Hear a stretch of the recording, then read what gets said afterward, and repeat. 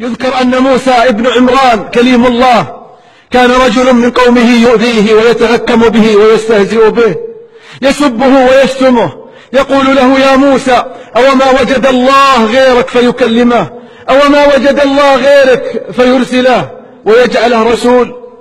اشتاط غضب موسى، وفي لحظة كان يكلم فيها الله جل وعلا اشتكى ذاك العبد إلى الله جل وعلا، قال: يا رب، عبدك فلان يؤذيني ويتهكم بي ويستهزئ بي، يا رب عبدك يستهزئ بي ويتهكم بي.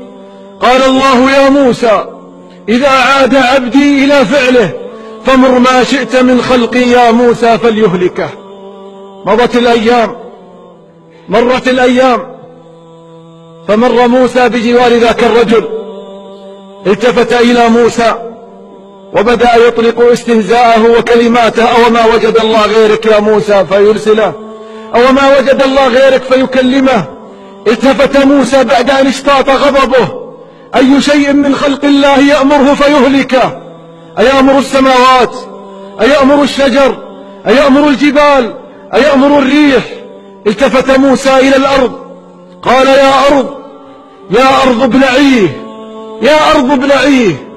وإذا الأرض بأمر ربها تبتلع ذاك الرجل ويغوص في أحضانها.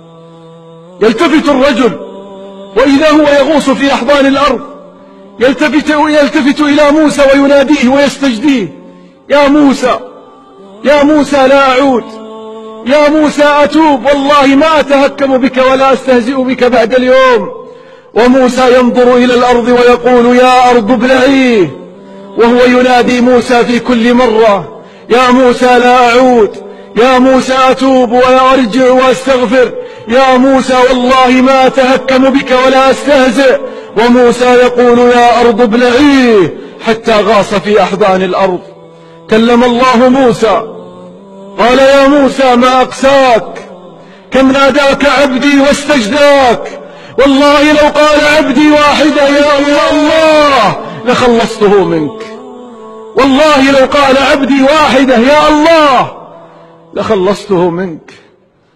كم أقول أنا وأنت في سجودنا: يا الله. هذا العبد يستهزئ بموسى كليم الله ومن أولي العزم من الرسل، ومع هذا يقول: لو قال واحدة يا الله، واحدة يا الله. أما آن الأوان يا أحبه اليوم أن نقول: يا الله